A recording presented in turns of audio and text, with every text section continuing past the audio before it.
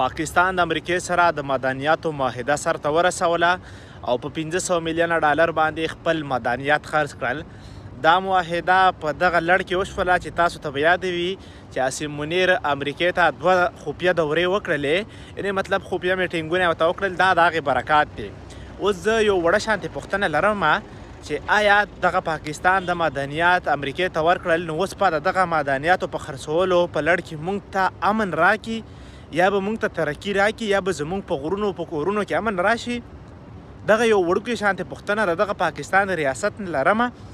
دغه چې کوم عاصم منیر امریکې ته لاړلو او د دغه ډونالډ ټرمپ سره یې میټینګونه وکړل، په دغه معدنیاتو یې سره خبره کړې ده. باقي په هیڅ نه و نقصان به یې صرف بلوچستان او پښتونخوا ته رسي، ځکه چې معدنیات پسند په پنجاب کې نشته دی. معدنیات صرف او صرف په بلوچستان او په پښتونخوا کې دي، نو نقصان به هم د دغه علاقو خلکو ته رسي.